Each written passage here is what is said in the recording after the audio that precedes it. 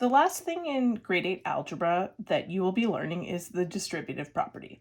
This is probably the most tricky thing that you're going to be learning. So what I'm going to do is I'm going to explain it in a couple of different ways. Usually I find that students will understand it once they start using numbers rather than the examples that I'm going to show, but I think it's important for you to understand what it is. So the distributive property is the idea that a product, so that's multiplication of a number, and the sum of two numbers can be written as the sum of two products. I know you're thinking, Mrs. Connell, that makes absolutely no sense.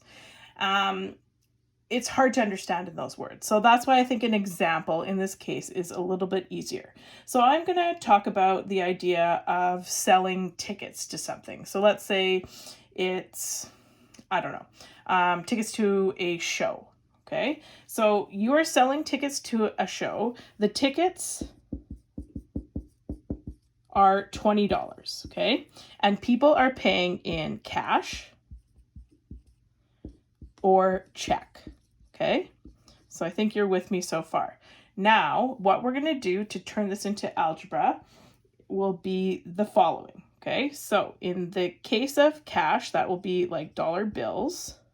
So we're gonna let B is equal to the number of bills. So like how many people pay by cash, the number of bills you have. And C is equal to the number of checks you have, okay? So the number of people that pay you by check.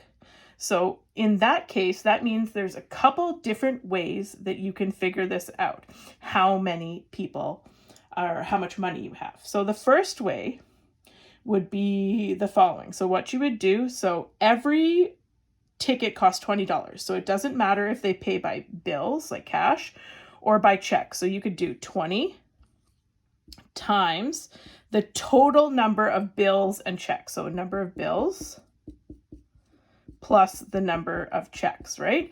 So that means however many total you have between the two, you just multiply it by 20 because that's how much they're paying you. So that would look like 20 times B plus C, because I said bills. The number of bills is B, the number of checks is equal to C. So 20 times B plus C.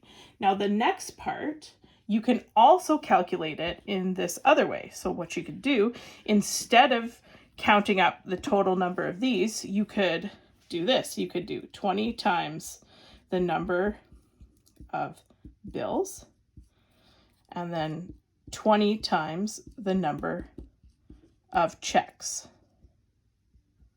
So that would be 20B plus 20C, right? So that just means 20. So if you have 5 bills, you 5 times 20, which means you have $100, right?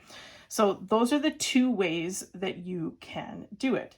So if you put those two things together, and this is the hard part until you see some examples, that means my option 1, 20 times the bills plus checks, is the exact same number as my second way, which is if I multiply the number of bills by 20 and then the number of checks by 20 and add them together. So these two things are equal. So what that means is I did this. That means that I multiplied 20 by everything in the bracket. So I did 20 times B right here, and then 20 times C. So 20 times the number of bills, 20 times the number of checks. And this is the distributive property. What I did here in that example, I distributed this number, 20, through the addition, okay? Now, some of you may be with me, some of you may still think that it's a little bit confusing. We can also model it looking at areas. So if you think about a big rectangle like this, I can separate it so it's in a couple different areas. Let's say our width is A, and I have a length here of B and a length here of C. If we're trying to find the area, you know that I could find the area by length times width, which means the area of A, like the length or I should say the width of A, and then the length of B plus C, right? Because their total would be that whole way. Or I can find the area of this square, which would be A times B, and then the area of this one, which would be A times C. So they'd be the same thing. So A times B plus C is the same thing as AB plus AC. Now, this proves the same thing, but if you're like me, seeing so many letters can sometimes be confusing. So let's use some numbers and cut down so that we only have one variable. I find that easier to see. So basically what we're doing is we're expanding something, an expression, and we're expanding it by putting multiplication through it. So if I have an example of 6x plus 4, what I can do is I'm going to distribute this 6 through the brackets by multiplying. Remember, if there's nothing in between a number and a bracket, it means multiplication. So that means I could do 6 times x. I always keep this sign. I don't do anything with it. I just bring it right down when I'm expanding it and rewriting it. And then 6 times 4. Then I make this look simpler. I don't need to have these brackets here anymore. It would just be 6x plus 6 times 4, which is 24. And these mean the same thing. So now let's look at another example. So let's say I did 5 times y minus 3. Do the same thing. I distribute this multiplication throughout. So I do 5 times y, and then I also do 5 times 3. Remember, I keep the same sign, 5 times 3. So the new way to look at it would be 5 times y, which is just 5y, minus 15. But how do I know if this works? So let's see. Let's say we can use substitution to find this out. Let's say y is equal to 1. Can I prove that this equals the same thing? Yes, I can. So if I were to substitute 1 in here, I would have 5, 1 minus 3. So remember, order of operations tells me I have to do the brackets first. So I do 5. Inside the brackets is negative 2. And my final answer, 5 times negative 2, is negative 10. That would be the same if I did it this way. If y is 1, I do 5 times 1 minus 15. So 5 times 1 is 5.